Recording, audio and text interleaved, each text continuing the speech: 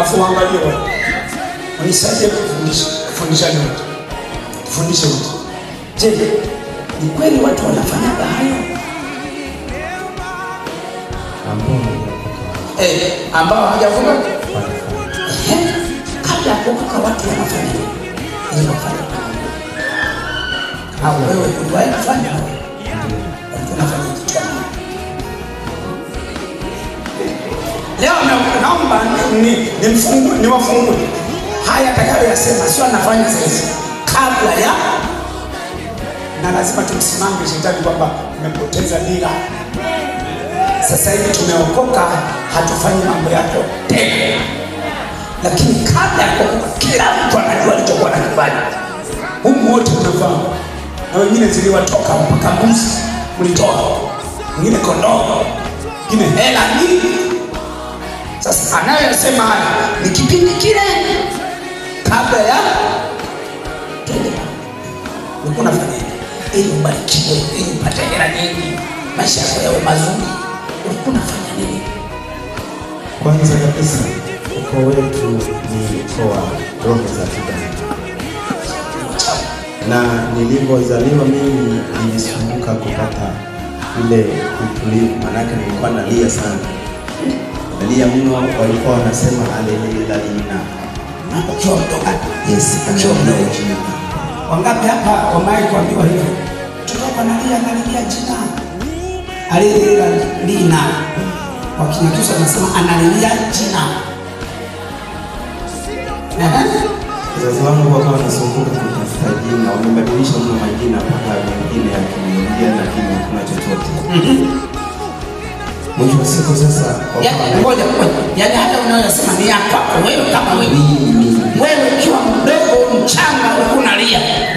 Ulililia jina. Lina sio shughuli kubwa, jina manake jina. Na baba anasema huyu atakuwa mkuu, yani ataanzisha mkoba ya uganga. Ndio maana analia. Na yupo ambaye alikuwa baba yangu mdogo, alikuwa na masamba yale. Anayejua masamba nyosha mkono tusaidie Kiswahili. Masamba ni kitu gani? Misimu. Haya, leo nataka watu wajue, kuna watu wengine wameokoka bado wanadanganya. Sema wewe hujafika nyumbani kupalilia makaburi yale. Mizimu ya baba yako ya babu yako itakulaani. Mizimu ni nini? Leo unafahamu mizimu. Mizimu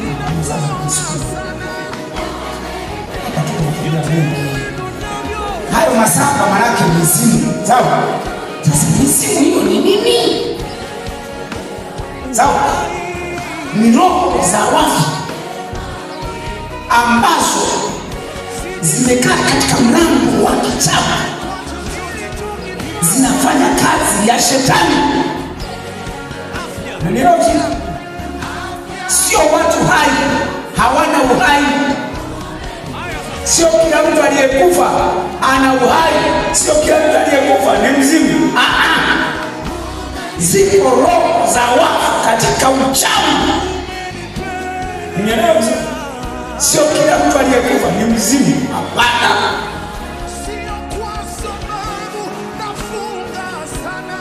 Sasa katika uchawi wako watu wengine ambao wana mizimu, ni roho za kishetani ambazo hivi anapokuwa nazo akiwa mchawi anavaa sura hata ya jina lako, sura ya kwako wewe. Anaweza kama wewe ulishakufa zamani, au nichukulie babu yako alishakufa zamani, ana uwezo wa kupata sura ya babu yako kwa uchawi. Halafu akakutokea kwenye ndoto na ukasema babu yangu amenitokea. Halafu akazungumza, kwa sababu hutaki kupalilia makaburi ya babu zako, hautafanikiwa maisha yako yote. Hapo ukuja tukuonyeshe dawa. Mwone fulani akupe dawa. Halafu akapalilia ile makaburi, ukakae huko, ukakeshe huko kama na 1 2 3, ndipo utafanikiwa kwenye maisha. Na unasema baba amesema, unafunga safari naenda. Ni mchawi amekuchezea, amecheza na akili yako. Ukienda shetani anasema tumekamata. Umenasa. Ndio mizimu anayosema. Mheshimiwa sema masana.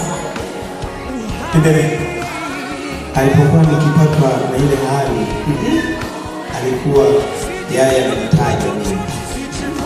Nimechagua kumwambia kwamba kanisa. Tumechagua kula kwamba ndiye atakayewa mganga mkuu katika ukoo wetu. Sasa ni mchungaji, sio chakula. Mchungaji. Sio watafanyaje sasa? Umekuwa hivi sasa watafanyaje? Endelee. Na walipoenda kwa ganga wale, mama alikuwa anasimulia, alichukua kuku, wakaenda kwa mganga. Alipoenda kwa mganga akuda ile kuku imeoza.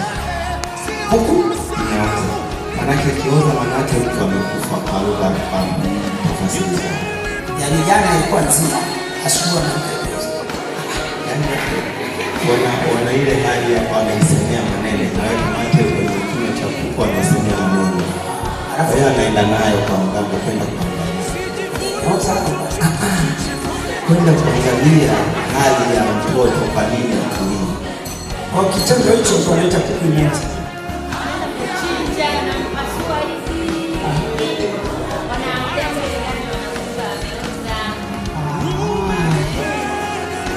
Kwa macho haya ya kibinadamu wanampasua, wanaangalia ni mzima ulikuwa umeoza, lakini wakati wanamchinja alikuwa mzima, na wako wengine wanaona umeoza.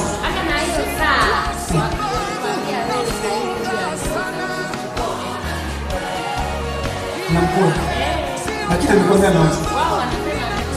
Ila wewe ukimwangalia, wewe ambaye si mchawi, ukimwangalia yule kuku anakuwa ameoza kweli. Wewe basi mchawi unamwona wa kawaida, ila wao wanakwambia huyu hajaoza, ila huyu ameoza. Wajinga ndio wali. Tuendelee. Washirikina muendelee kwenda kwa waganga Wajinga ndio endelea kuliwa. Twende baba. Kwa hiyo mama akarudi analia sana. Mwanangu amekufa, mwanangu amekufa. Akanikuta anacheza. Anarudi nyumbani, wewe unacheza. Acha hela, nikuta anacheza. Lakini akanasema pia kuna siku nililia mpaka nikazima, wakajua amekufa. Ukazima mwanangu kazimia. Kumbe alikuwa ananizimisha mwenyewe. Mapema mizimu inakusimisha. Mimi nimevaa yale mapeni makubwa na madogo ya rangi madogo unayojua, na mauswezi mengi sana. Alafu kuna kipindi nilikuwa naotoa ile kondoo na ile ngozi nazo kwenye ngozi na wadogo wanayacho mlikuwa kama nilitengenezewa kishuka cheupe cha kuwa ninajifunga huko kichwani. Ninapoa hawateguwa leo macho leo kama wasio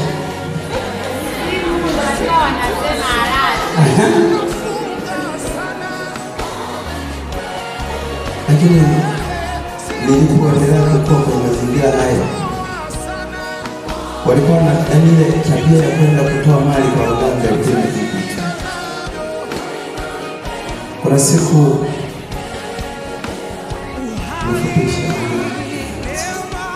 nilikuwa kwenye mazingira haya, kuna siku wakaenda pia kuangalia hivyo, wakaambiwa hivi wakae vizuri, pia ni ng'ombe walitoa ng'ombe dawa lakini hamna chochote. Na mpaka tulipokuja kwa wakubwa, ng'ombe alikuwa mkubwa mzuri kweli, kwa yule mganga hamna chochote kilichofanya. Yaani chochote kwa mganga lakini wewe shida iko pale na ng'ombe anazidi kuongezeka na ninaongeza mashine. Inauma. Shida ya mtoto iko pale, alafu akichunga ile ng'ombe sasa mbele tu. Natamani uswage urudishe nyumbani.